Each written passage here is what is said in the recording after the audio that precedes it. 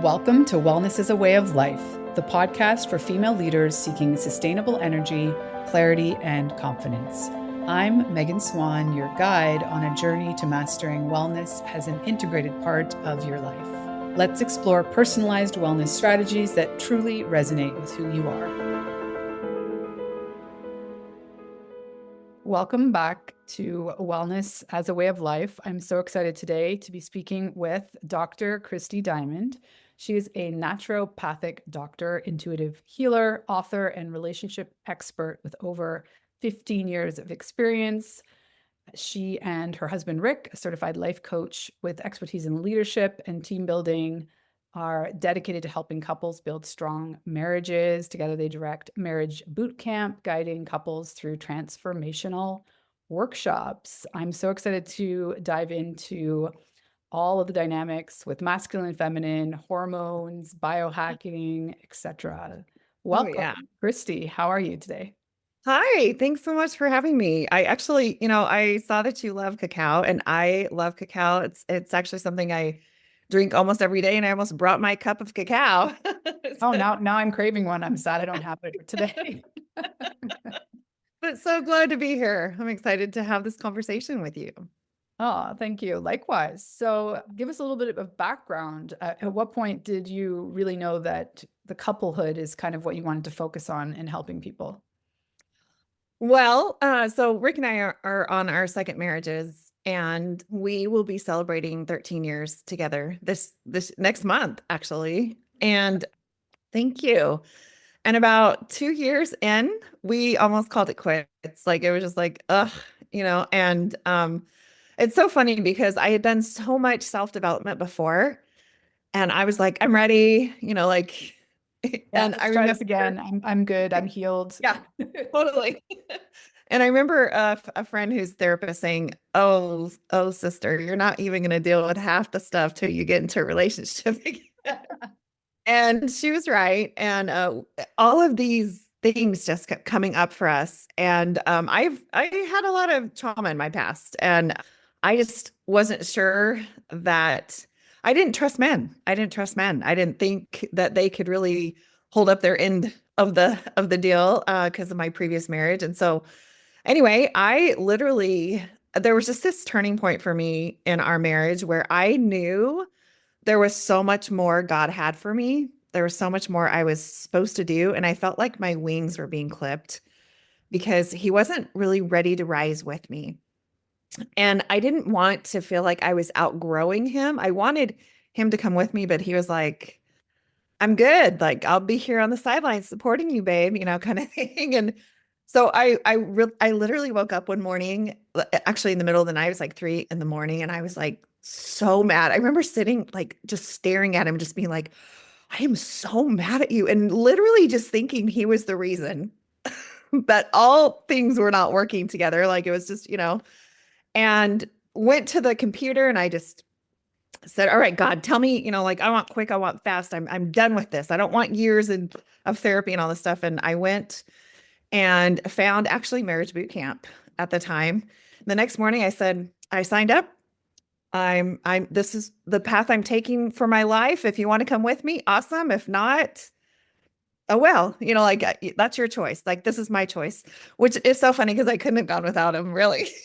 I was going to say, I was like, can you go on your own? marriage boot camp with or without you? And he was so mad at me. Oh my gosh, he was so mad. At first, he was just like, okay, well, how much does this cost? And I was like, nope, that's covered. Don't even, and anyway, long story short, I kind of made it longer, but he ended up coming with me and he went kicking and screaming, like so mad.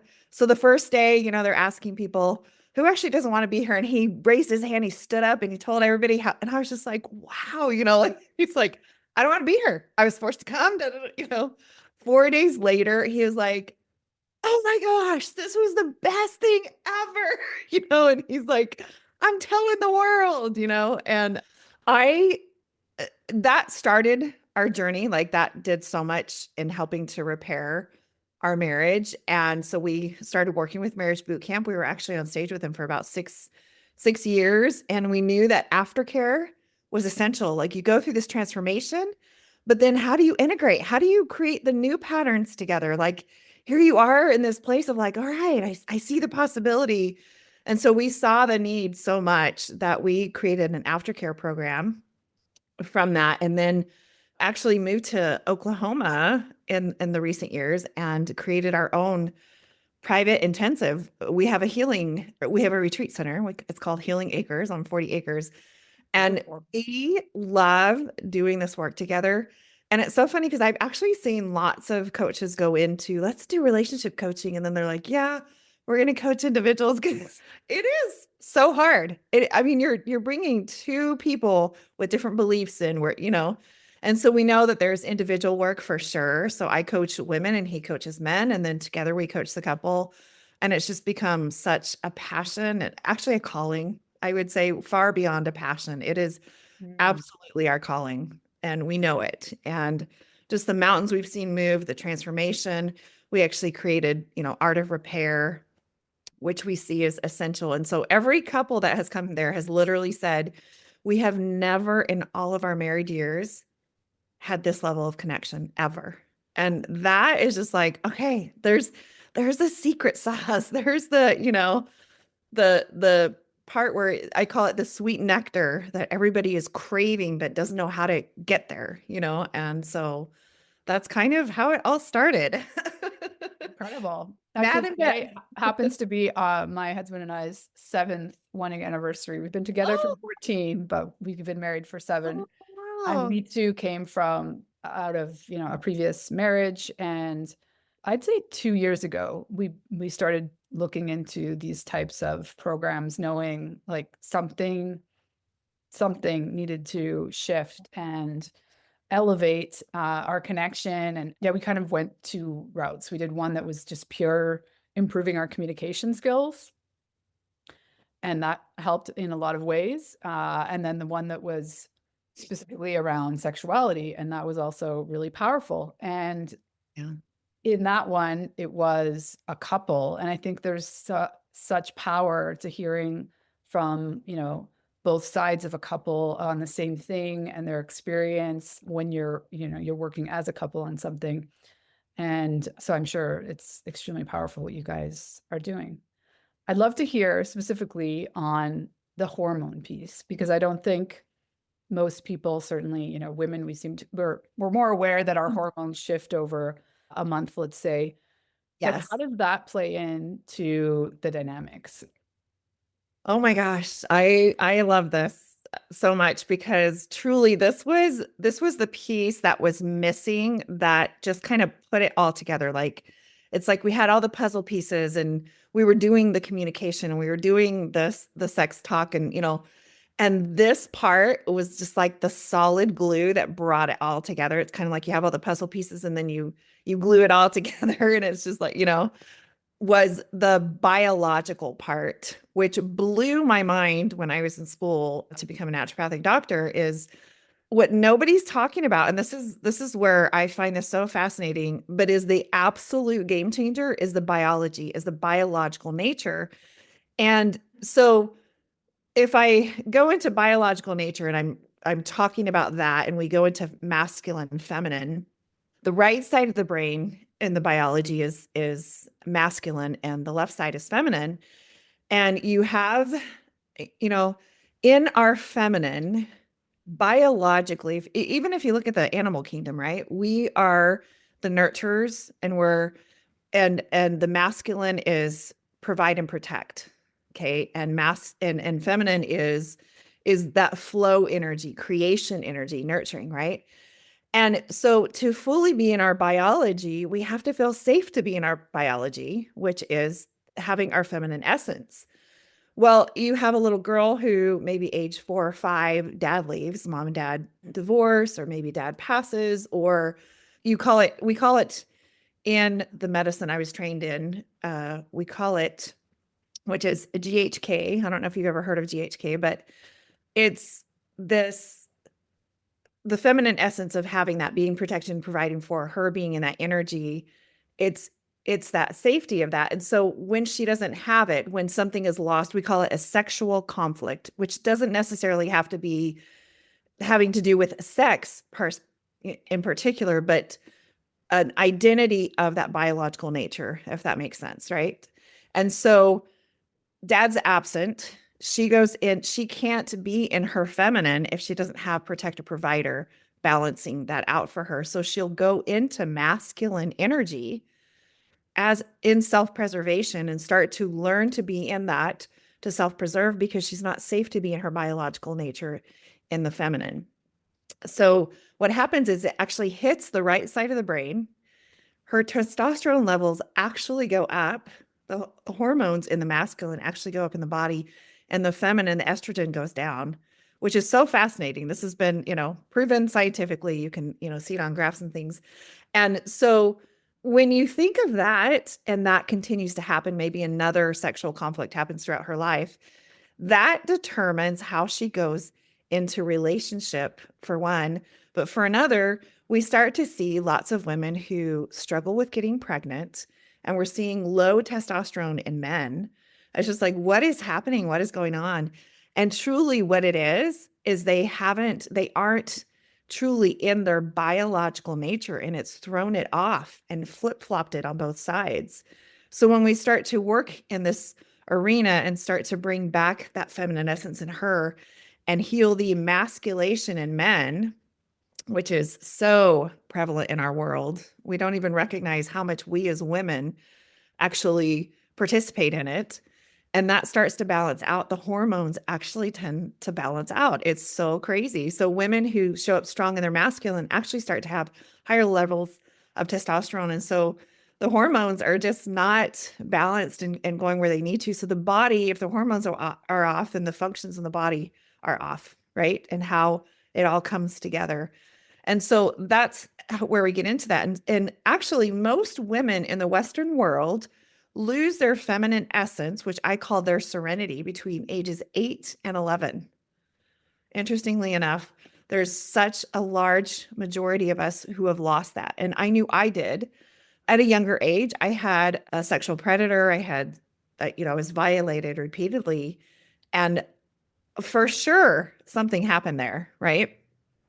And so to bring that back to me, that's actually, I started, as I'm studying this and I'm studying relationships. I mean, we worked with hundreds and hundreds of couples, and just watching and the research to bring that back to a woman is everything. It's everything because it's part of who we are. And I truly don't feel like we can progress to our divine nature until we understand and honor our biological nature, which has everything to do with the hormones, right? And if she can go into the place of allowing herself to be in her feminine, feeling safety, because without our serenity, our feminine essence, two things happen. One is, well, number one, we disconnect from our biological nature. And I'd say two other things happen is we actually struggle with trusting men. And somewhere in there, we stop fully receiving to the capacity we can with God, the universe, whatever you want to call it. We might receive, but not to the fullest capacity, because in our feminine essence, we are truly receivers. Like that is part of that energy, right? And that essence. And so when you bring it back to yourself, you then actually open up spaces within yourself because you're true to your nature. Isn't that funny? Like it just all kind of comes together. So you become true to your nature, and true to your nature, you step into that feminine essence and you receive and you trust differently and you trust yourself differently. And it's just phenomenal. So I created actually an experience for women to come to bring back their serenity. And it's just been phenomenal to watch, even the hormone shifts in them that has happened. Yeah. Well, I mean, I think we can see from the way that most of us are socialized in the modern Western world as, to prioritize being a strong individual on both sides. And so for women, that means stepping into masculine. And to clarify, we all have both elements of masculine and feminine hormones. We have masculine and feminine energies, and it's more of an ebb and a flow. And in relationship, we want to consider like what polarity are we trying to call in, and understanding that, one can play with that polarity within a couple, but you can need to be at opposite ends of that polarity. We can't both be in our There, masculine, and we can't absolutely. both be surrendering at the same time. It just doesn't quite, Yeah, doesn't there's only room for one masculine energy to show up at otherwise he'll see you as an opponent. And yes, so it is. There's those two things. It's the biological nature being true to that, and then it's knowing that there's those energies. And we as strong women, and I am a strong, powerful woman, and I'm okay to say that. In business, we absolutely like it's part of the driving force of us being successful in business. And women who are strong in their masculine are the women that tend to come work with me, is they're not getting the same results in the relationship that they are in their business. Like they're killing it in business. They're, making an impact, making a difference. And they're like, but at home, and I'm like, well, you can't run your marriage like you do your business. You can't. And honestly, what's funny is what happens, because as I've worked with, executive women, CEOs, owners of their own companies, and they actually go into this, they're just like, oh my gosh, this is amazing, which is what happened to me. And I'm like, I know. And you're actually like, why did I rob myself of this whole time? Because it's such a beautiful energy. And it's actually kind of that infinity symbol kind of flow energy that happens between the two of you. And you literally get to those moments of bliss, and sex is like spiritual, and it's just like so deeply connected. So it's a really beautiful thing. Yeah, I love you to call that out. I work with a lot of female founders in tech, and they're powerhouse women. And I think a lot of this comes back to, in modern day society, we've all been raised to believe that women are the weaker sex. So therefore to live in that kind of frequency, or to embody what we know as feminine, feels weak. And at the same time, when you lean into it and trust it, even in business, I think I agree with you. You need a lot of masculine energy, but there's a lot of wisdom in leaning into your feminine, even in business, trusting a little more and showing up with that feminine energy, I think could be really powerful as well. Well, I think that's the part where we go into collaboration, just like this is collaboration, and where we go into connection and relationship. And it's not the marketing that's just like, do this, it's the invitation. And so, yes, Well, it's good to have it in business as well. Absolutely. and the nurturing, I'm reading, it's a book called Women on Top right now, and it's about like all sorts of, like, every industry you can imagine, mostly focused on US companies where women are at the helm.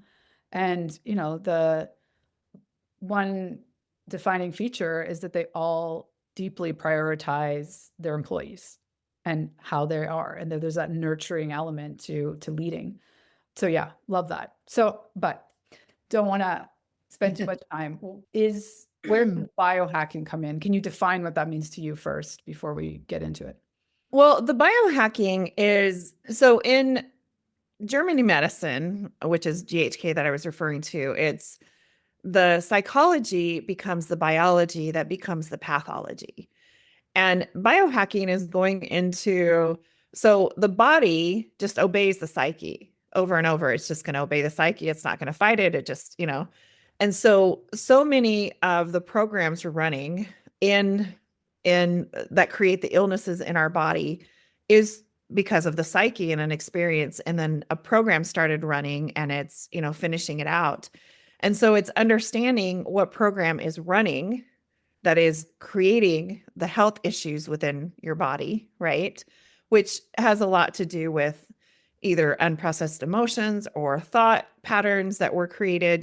We've talked about this for a long time, but when you go into the psychology of things, for instance, I'll say this. I have a client who was diagnosed with prostate cancer, and interestingly enough, so they've been married 20 plus years, I guess. I'm trying to think.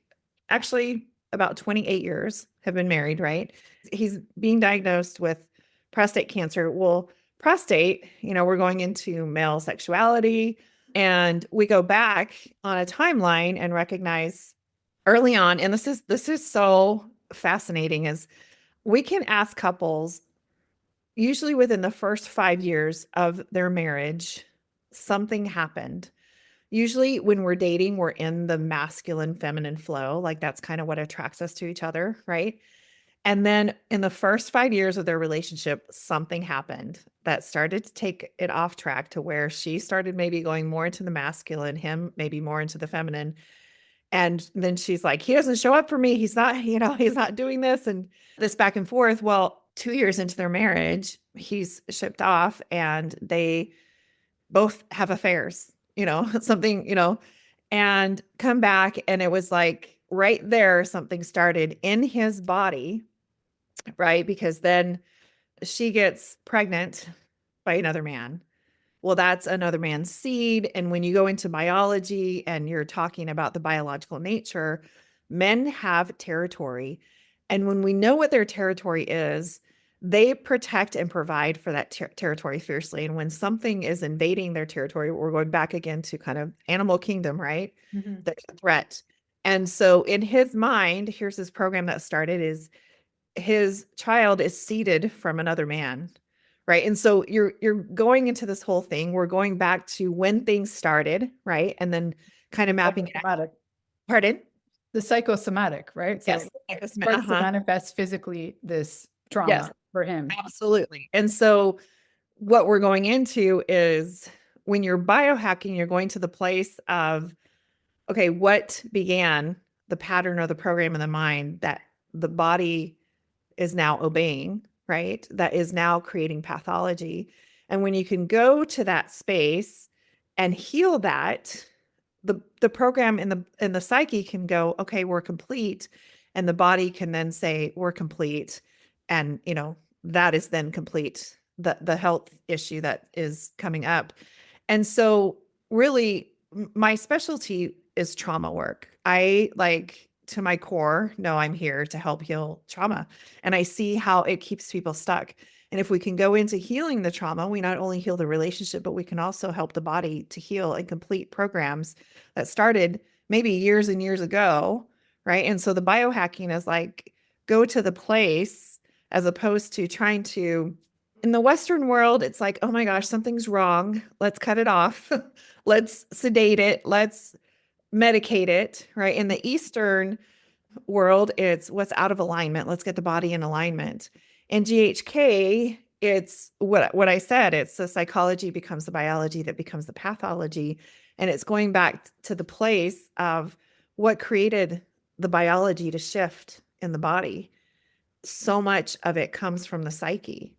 And if we can heal the psyche, we can heal the body. And so it's remarkable, incredible when you go to the places, when you go to the timeline, you can map it and go, whoa, this is where this was. And then the psyche can heal that. The body does start to react, to obey the psyche, to then say, oh, we're complete with this, and that's where true healing can happen, because otherwise we can keep going back into the same pattern. Somebody gets cancer, they do a treatment, they're in remission. Oh no, the cancer's back. We're in remission, and we call that a hanging healing.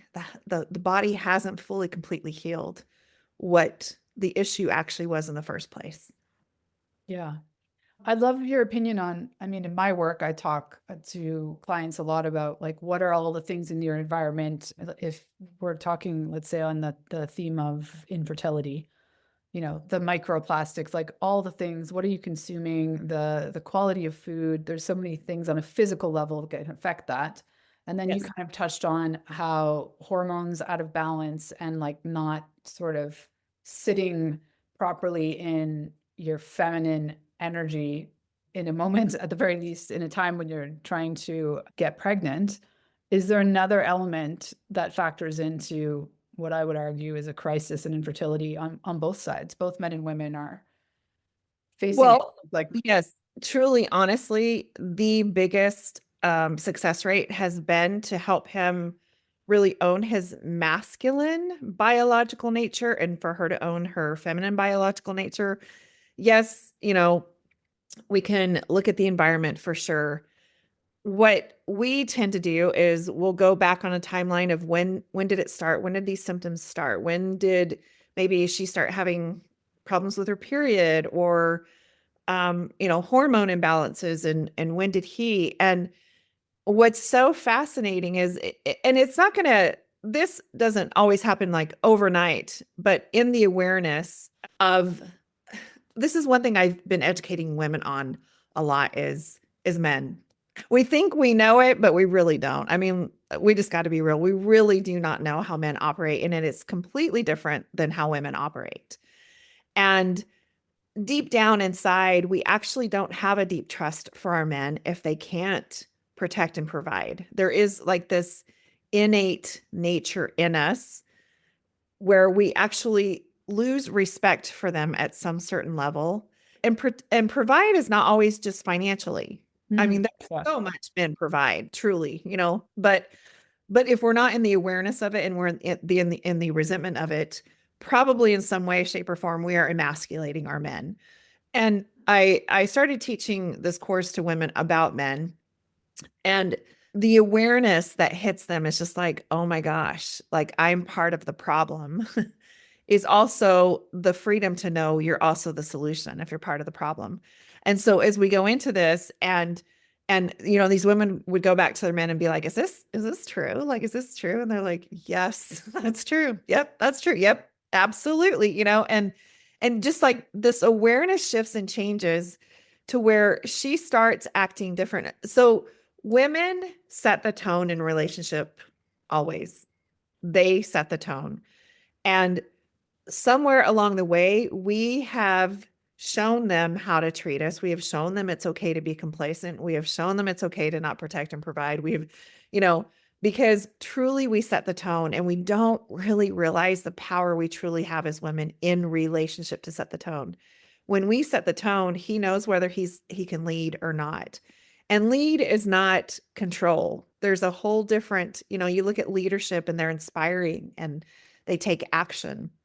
So really, to balance that, when you go back into, she's not able to get pregnant, or he's not able to get her pregnant, shifting that actually changes the biology. Again, it's the psychology, that the biology is obeying, the body is obeying. And so when he feels strong that he can stand up and hold that masculine energy, and I've had this in my own marriage, like I'm not immune to this. Like I have emasculated my husband. I have, and in some ways unknowingly, and other ways knowingly. Like it was like, stand up and, do this.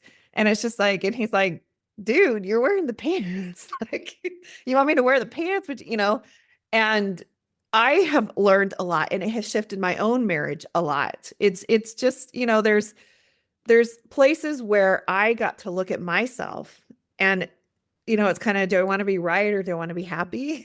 And in that, my husband, just even in the past several years, has owned himself in a way he never has probably in his whole life, because he has felt the safety to truly stand in that masculine energy. And he holds it strongly for the men that he coaches. And the level of respect I have had for him has just skyrocketed. And the interesting thing is, I was part of the problem. Like I wasn't allowing him to really stand in that because of my own trauma, right? And I had to look at myself and heal my own things. But literally, even his level of testosterone has increased in that, right? And so when you go into the biological nature, the body is in its state it was meant to be in, which is to produce, to reproduce. And so we found, just with that, with healing the emasculation of him and healing I wish there was a word. It's funny that there's this emasculation word, but we're like, what is the defeminize? I don't know, like there's not really a word for Yeah. the women, Well, I right? love that you highlight there the self-awareness, because it brings up to me a parallel. I'm often helping women like shift into a state of gratitude versus scarcity. And it's very similar. Like you can either sit in a place where you deeply appreciate all the ways that your partner is providing and is protecting, or you can just notice like all the marks they're not making, and focus, and that is an energy in itself, and you bring that to the table, and it's like this self-fulfilling prophecy. Versus, if even if it's not happening in exactly the way that you maybe would have like written your own story, if you can find the ways that you deeply appreciate them, it creates that space for them to show up more like that, opposed to feeling like constantly criticized. And goes both ways. I think feeling constantly criticized is just, not a calling up of wanting to become a Well, better version of whatever you're already doing. absolutely. Well, actually, criticism, and I did a post on this before, something about how criticism literally like kills his heart, and people are like, whatever, it kills a woman's heart too. And I'm like, it does, but it's in a different way for a man. It lands in a different way because of the value they bring as a man to his territory in the world. And so when she is constantly criticizing, that is a form of emasculation. And he shuts down, and then she's like, why don't you cherish me? Why don't you desire me? Like, I want to feel desired. And he's like, you basically cut off my balls. I mean, I'm just gonna be real. Like, it's just, and in the criticism, it goes into resentment, and resentment kills a marriage. And you brought up a really good point, is when we look at how they provide, when we look at their caring behaviors, the inventory grows. But if we're looking at our expectations, they shrink. So when we look at caring behaviors, I mean, there's qualities in my husband that I've had, so many women just like, oh my gosh, I wish I had, a man that did that for me. He's so romantic and so thoughtful. He's very much a noticer. And I love it. But I didn't cherish and appreciate it as much because I wanted some of these other qualities, right? And so when you go into gratitude with the perspective of like, what caring behaviors did they do today? So maybe he took out the trash and did the groceries, and he called and let you know he cared, but you're like, oh, he's not making enough money, or he's not, or he didn't show up for this or that. Like, wherever your energy focus is on is going to increase, right? So that's part of the communication we even talk to with our women in the coupleship is, so what caring behaviors did he do today? And they're so on the radar of the criticism that they don't even notice all the wonderful things this man is showing up for in their life. And so it's, instead of like, what did he do for you? It's like, what are the caring behaviors? Totally shifts, and that for her to be like, oh, well, he did this. And then, some women will say, well, of course he's supposed to do that. And I'm like, no, not all men do. No, not all men make your bed in the morning. No, not all men bring you coffee. No, and it's just like, well, of course. And I'm like, let's go out of the court, of course, and really hone in on what's happening. Like, what are those caring behaviors? And so that shifts. Yeah. I mean, one last point there, that from my own experience and in my marriage, like I think, because like I said, we've been together for 14, we did everything backwards, got married at 7-year mark after children. And I think especially in long-term relationships, there's so much assuming that your partner knows everything you're thinking, or like that these small little indicating behaviors that you're doing are somehow sending a clear message of what you want, versus like sitting down and saying, hey, this type of caring behavior that you do, it's great, but like that's not as important to me as this thing that you do. Allowing them to sort of, potentially shift into your love language a little bit more, so you feel that you're receiving the type of care that you want. And it's like more. Would you love a shortcut to know how to do that in the feminine way? Because it's Sure, let's do it. simple. Okay. Okay. So the example I use is, so Sunday afternoons, that was our nap time. My and my husband's nap time. And I love Sunday naps, and we would cuddle and snuggle, and he's spooning me, and it's just like, oh, this feels so good. Well, he started getting into this habit to where he was on his phone during that time. Like, I lay down in the bed, he'd get on his phone, he'd start, scrolling, whatever. I take my nap, I get up, and he's like, okay, I'm gonna lay down, take my nap. And I was like, oh, like, I was pissed. I mean, I was just like, seriously, and this happened a few times. And so here's the thing is, it's the ABCs of communication. Actually, I'm going to skip that and go to really the feminine way here. So men want to know the destination to what makes us happy. Truly, what men care about is what makes us happy. That's what they want to, see a smile on our face. Okay. And so if I give him the vehicle to that destination, he will probably repeat it over and over because I've just given him the formula. So I said to him, when you lay down and take a Sunday nap with me, I feel so loved, and I love that cuddle time with you that it makes me feel really connected. So the action, right, is laying down, and the vehicle to making me happy and connected is cuddling and taking the nap with me. So I have literally led him with a vehicle of the destination is connected and feeling like we're, cuddling and together is the destination. And the way to do that is to lay down and take a nap with me. I did not criticize one word. I did not say, look what you're doing scrolling on your phone. Hey, if you really loved me, you would do this. And I didn't say, wow, I can't believe this. We used to take a Sunday nap together. Now it seems like your phone's more important than me, right? Which are all things I've done before. Okay. And potentially valid, but like again, Yes, you have the choice on how to communicate things and not hurt absolutely. people's feelings in the process And yes, and and judge we, and shame. yes, and we didn't have to go into a long lecture, discussion, criticism. This is what you need to correct. It was literally like, when this happens, this happens. And that's all meant. They're so simple and they're not stupid. They're just simple. Like we are wired with Christmas lights and they're just like, I think of the library card catalog, the old, you just one drawer at a time, like that's what their focus is. And so tell them, the destination and how to get there, and not in a critical way, but in a way that inspires them to. So do you know what happened? Ever since then, he has laid down and taken a Sunday nap with me. He gets off of his phone and we have that cuddle time together and we feel that connection. And so literally they just want to know what makes you happy. And if you tell them what it does, the feeling it brings out of me, I feel so connected to you. I feel like you're my partner. I feel like a teammate. Hey, when my husband took over doing the groceries, which I love it. And like me even saying that to him, hey, when you go and take the grocery list and go to the store and get all that, I feel like I can breathe and I just like something's off my plate. Thank you. He's going to do it again, knowing it's going to make me happy. And the part is we get to show the gratitude and appreciation for it too. So Mm. after he does the nap, I say, oh, I love that. Thanks for laying down with me and just making me feel so loved. Again, reinforcing I'm happy and he just wants that. So yeah, so that's a real easy way to do it. Mm. That's such a sweet place to land this conversation. I love that tip. Thank you so much. So what is the best way for people to reach out if they're looking for a marriage boot camp? So our website is called thehealingcoach.com. Pretty easy.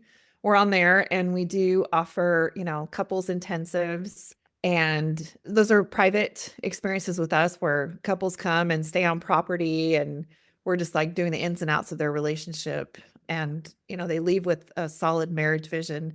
And then we have women's retreats and men's retreats, and we do our online coaching. And I do have a serenity course. I've created it to be a virtual event called Healing Your Serenity for Mm. women. Love that. Coming up, to me, it's kind of the equivalent of probably 3 to 4 years of counseling, literally in one day's time. It's that powerful. So they can reach out on the website and look at what we have to offer there. We truly believe that when we heal the family, we heal the world. And, there's nothing more powerful than a husband and wife united with that power of God really solidifying that relationship together. So I'm just excited to be on here and to have this conversation with you. Thank you so much for having me.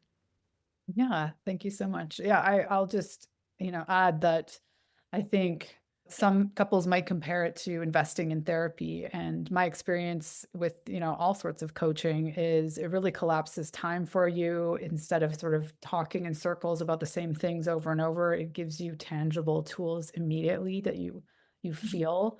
And once you feel those tools working and they're in place, it's just so much easier to keep the momentum going. And yeah, I mean, I'm so grateful that we invested in our relationship in that sense and gave us all these other tools. And I think it's something.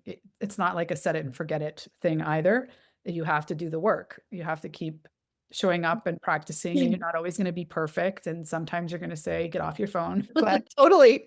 It's true. let's Well, aim for more calling up and versus calling out, and really appreciating our partners for everything they are doing. Well, I think it's actually the greatest investment that is looked at the least. Mm. And 95% of the couples that have come to us have tried therapy and it hasn't worked. But, the relationship coaching and just the experiential learning that we've done has. And I'm sure you could even attest to this is when that is really good, so much is good and there's flow in the business. And when that's off, so much is off. And so where your energy, is stuck, a lot of times it's in our relationship and we open that space up, so much opens up, and like it's exponentially grown our business to do our inner work with ourselves and each other. And so I think it's the investment that's often overlooked, but it has the hugest payouts. So yeah. Yeah, I mean, I think our relationships are sort of like the number one indicator of our quality of our lives, right? Like Sure. it's day to day, so like, it impacts everything. Well, we didn't get to talk about your four incredible kids, but maybe we'll have you back at some point and we can do a more motherhood chat. But Love that. thank you so much, Christy. It was an honor to speak with you. Thank you. Thanks for tuning in to Wellness is a Way of Life. Are you ready to make wellness a natural part of your routine? Let's stay connected. Go to meganswanwellness.com. Until next time, live well and thrive.